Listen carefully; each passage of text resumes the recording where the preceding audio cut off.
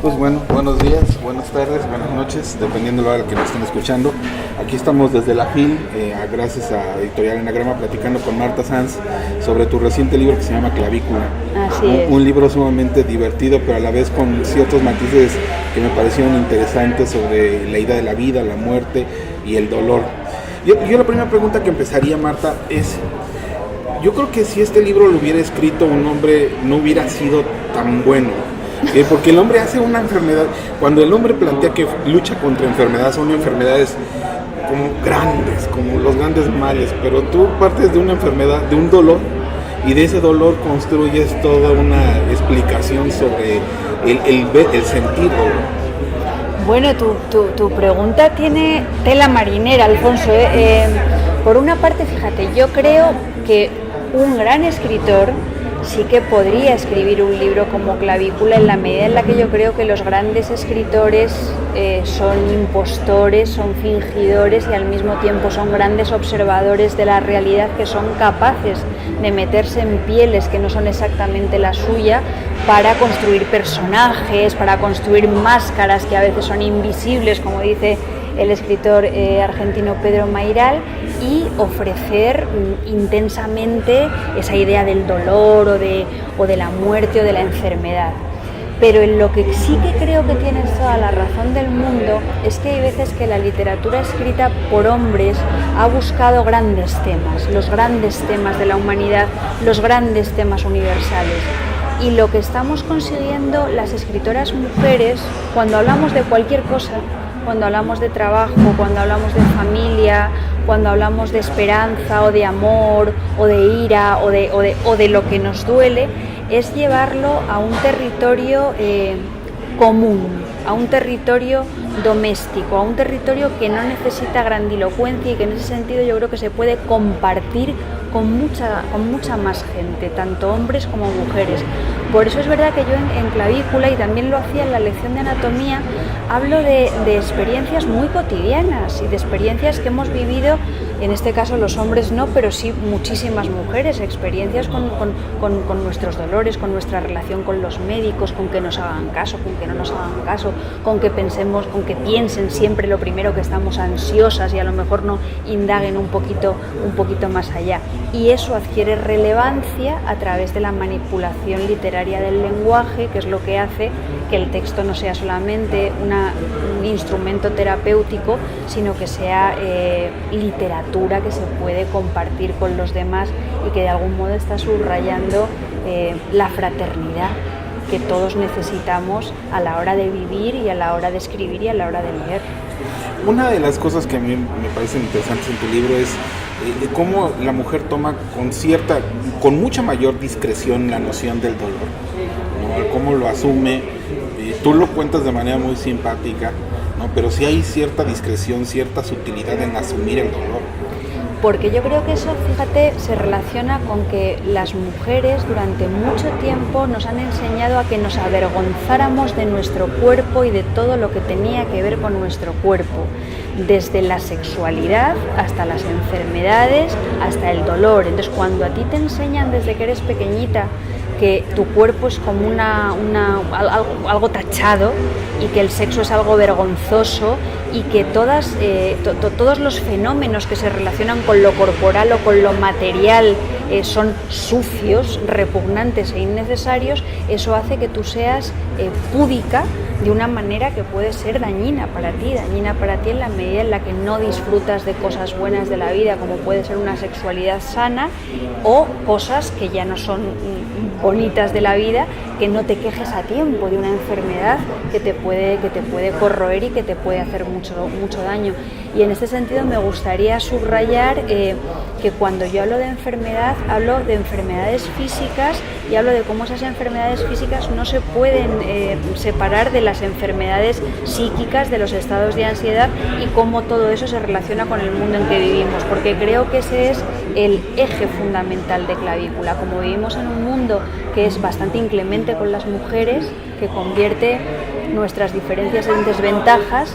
Eso hace que estemos más psicológicamente maltratadas y que al mismo tiempo padezcamos muchas enfermedades que repercuten en nuestro cuerpo, en nuestra salud física.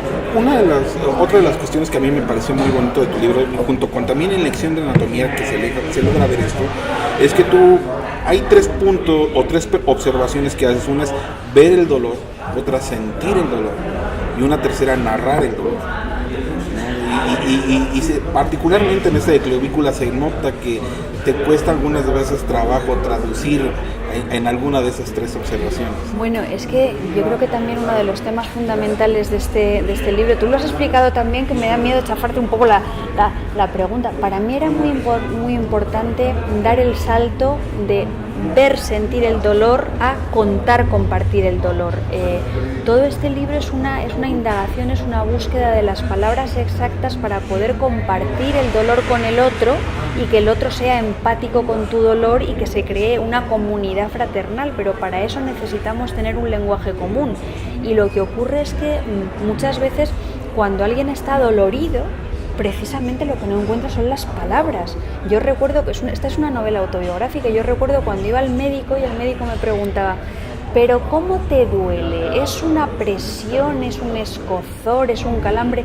Y yo no sabía, y me encontraba haciendo metáforas que tenían que ver con el mundo zoológico. Es que yo decía, es que es como una garrapata que tengo aquí cogida, o es una araña que sube, que va y que baja. Entonces, en Clavícula se cuenta eso, cómo es muy difícil encontrar las palabras para transmitir al otro la experiencia del dolor y al mismo tiempo cómo el relato y las palabras, el relato del dolor, las palabras para hablar del dolor son lo que nos ayudan a estructurarnos y paliar de alguna manera ese dolor que estamos experimentando, con lo cual ahí hay una especie de paradoja que recorre el texto de arriba a abajo y que hace que a veces el texto caiga en reflexiones metaliterarias vinculadas con la vida y sobre todo que el texto tenga mucho sentido del humor, porque si no, hablar de estas cosas sin sentido del humor... un libro médico. Esto es, y no es un libro médico ni muchísimo menos. Sí. Este libro, y por ahí dime la siguiente pregunta, es una narración autobiográfica, es una novela, es un ensayo o es una apología de lo humano.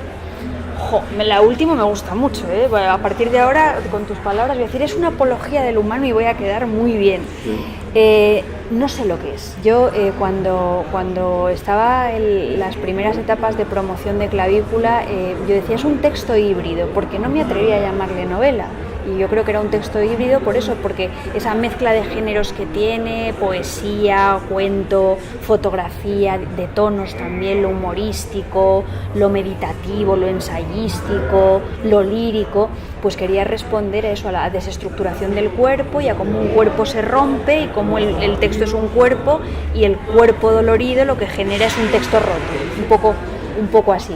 Pero fíjate que hablando con un amigo mío, también escritor, que se llama Juan Vilá, me dijo, oye Marta, dice, ¿y por qué en lugar de texto híbrido, dice, no lo llamas sencillamente novela? Dice, la novela, dice, tendría que ser un género mutante, orgánico, en transformación permanente, en el que cupieran muchas cosas diferentes y no pasa nada. O sea, la novela no tiene por qué responder únicamente a ese ideal de novela decimonónica con un narrador omnisciente que lo sabe todo. Llamémosle novela y partamos de la base de que la novela es un género en transformación para contar también un mundo en transformación. Y bueno, pues con eso me quedé y con lo último que tú has dicho, apología del ser humano, ¿no? Sí. Bien.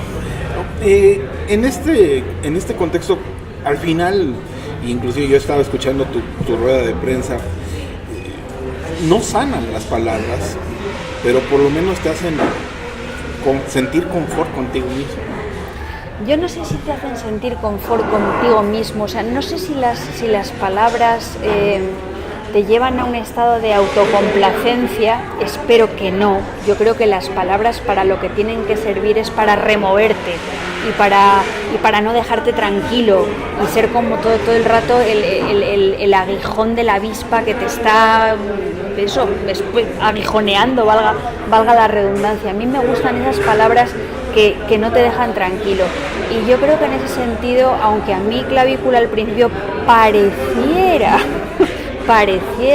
que me estaba aliviando un poquito, al final me ha terminado removiendo muchísimo más, porque me ha hecho pensar en cosas en las que yo no había pensado explícitamente. Y entonces, cuando piensas las cosas explícitamente, por una parte, sí, quizás se puede aliviar un poquito el malestar, pero también encuentras otras zonas oscuras en las que previamente no habías reparado. ¿Qué es lo que, obviamente te estás presentando este libro, pero tienes algo propuesto para el 19, para el 18? Pues mira, para el 18 lo que tengo propuesto, tú sabes que antes de Clavícula vino Farándula, y que de hecho Clavícula es un poco el reflejo de lo cansada que me dejó Farándula, que me dejó física y mentalmente casi destruida.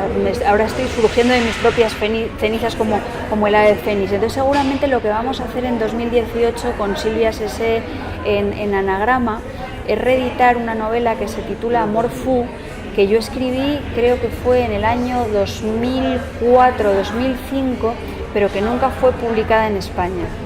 Fue publicada por una editorial de Miami que se llamaba La Pereza, que ya no existe, y es un libro que yo regalé en su momento porque varias editoriales españolas me compraron este texto, pero nunca lo quisieron publicar. Y esto ha hecho que yo me haga muchas preguntas respecto a la posibilidad de una censura que tiene que ver con las exigencias del mercado, o que tiene que ver con que cada país tiene sus temas políticos y sociales tabú. Entonces es curioso porque esta novela acaba con una gran bandera de España extendida en la Plaza de Colón de Madrid, e insisto, es una novela escrita en el año 2004, no es una novela de ahora, con lo cual es un texto que tiene una capacidad prospectiva de la que yo ahora estoy un poco asustada.